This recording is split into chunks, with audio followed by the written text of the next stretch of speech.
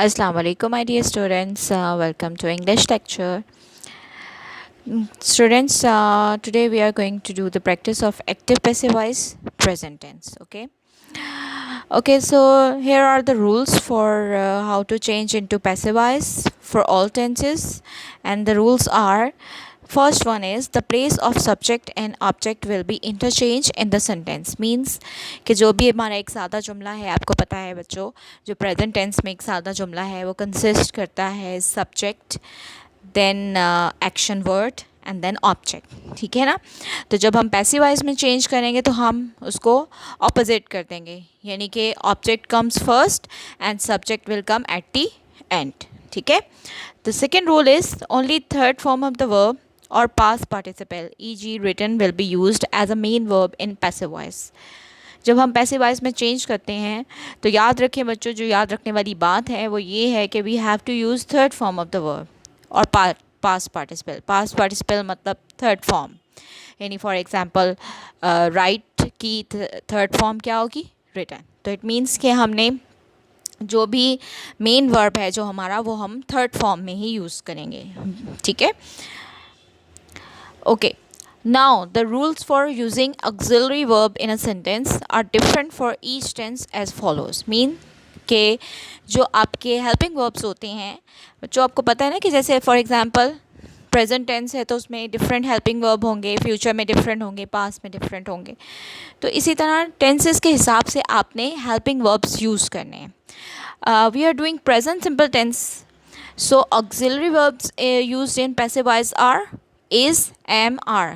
Is for singular noun, are for plural noun and am only comes with the I. ठीक है. हमने ये तीनों जो है auxiliary verbs present tense के हिसाब से चेंज करने हैं ना. ठीक है. प्रेजेंट टेंस है तो हम इन तीनों का इस्तेमाल करेंगे into passive voice. Okay, there are some examples I am telling you, और ये से वाज़ह हो जाएगा कि भी व्हाट इज़ द डिफरेंस कि एक्टिव वॉइस में हमने कैसे लिखना है और पैसिव वॉइस में कैसे चेंज करना है. ठीक है. The first one is they write a letter. They write a letter. अब यहाँ पे there is a subject here, right is a verb and letter is an object. Okay. So याद रखें students, in one thing you should keep in your mind कि each and every article should be use in passive voice. के जो भी article a and the use हो रहा है वो भी आपके पैसिव वॉइस में भी होना चाहिए. Don't forget to write them. Okay. अब देखें यहाँ पे अ लेटर जो है वो हमारा ऑब्जेक्ट है, तो हम अ लेटर कम्स फर्स्ट और ऑब्जेक्ट के अकॉर्डिंग हम इज़ एम आर चूज़ करेंगे. अ लेटर इज़ सिंगुलर तो हम इसके साथ इज़ लगाएंगे. अ लेटर इज़ और राइट की थर्ड फॉर्म हम यूज़ करेंगे. A letter is written and remember when we have to write third form and we have to also use by with the third form. ठीक है. A letter is written by, they will change into them. ये जो आपके pronounce हैं ये भी change हो जाते हैं. Okay. They will change into them. Now look at the sentence again. अब यहाँ पे हमने ऑब्जेक्ट कम्स फर्स्ट, ऑब्जेक्ट के अकॉर्डिंग हमने हेल्पिंग वर्ब यूज़ किया, third form with by and then comes the subject. समझ आया कि अब आपने सब्जेक्ट को एंड पर लेके जाना है. Object comes first when you have to change it into passive voice. Next sentence देखें. This one is negative form. अगर नेगेटिव फॉर्म में होगा तो हमने उसको कैसे लिखना है? Same rules will be applied. वही object will come first. We do not sell pens. यहाँ पे पेन्स है तो पेन्स जो ऑब्जेक्ट, तो pens will come first. Pens के अकॉर्डिंग हम आर लगाएंगे क्योंकि ये प्लूरल है ना.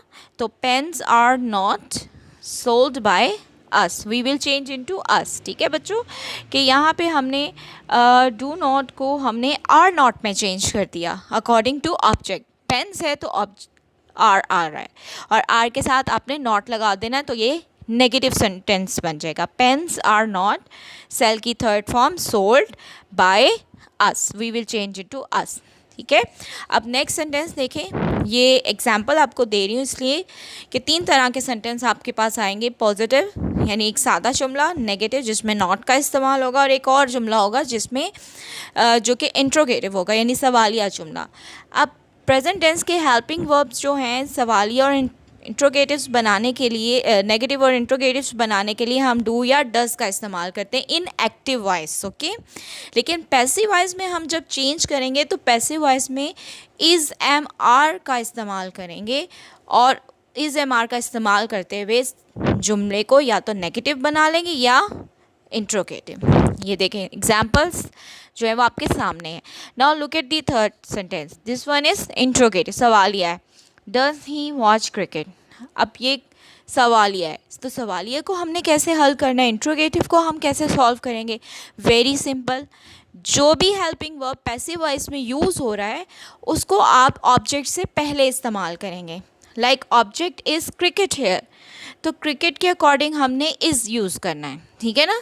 क्रिकेट सिंगुलर वर्ड है ना, तो सिंगुलर वर्ड के लिए हम इस का इस्तेमाल करेंगे, तो हमने इसलिए इस को पहले लगाया है क्रिकेट से, क्योंकि ये सवालिया जुमला है, इंट्रोगेटिव है। तो सवालिया जुमले को बनाने के लिए आप हेल्पिंग वर्ब को सबसे पहले लिखते हैं, ठीक है। इज़ क्रिकेट, अगेन वॉश की third form washed with by, and then write down he will change into him, ठीक है।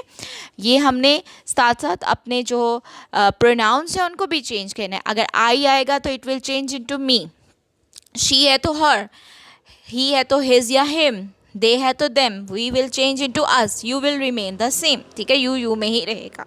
सो इस तरह बच्चों हमने पैसिव वॉइस में चेंज करना है। सादा जुमला है तो उसको किस तरह चेंज करना है, अगर नेगेटिव है तो उसमें हमने हेल्पिंग वर्ब के साथ नॉट लगा देना है, अगर इंट्रोगेटिव है तो हेल्पिंग वर्ब को ऑब्जेक्ट से पहले लिख लेंगे, ठीक है बच्चों।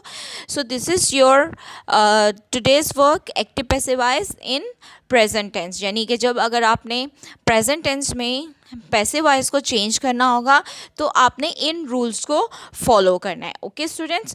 And also you will be given homework, आपने उस होमवर्क को according to this video lecture आपने सॉल्व करना है, okay students. Take care of yourself, अल्लाह हाफिज़।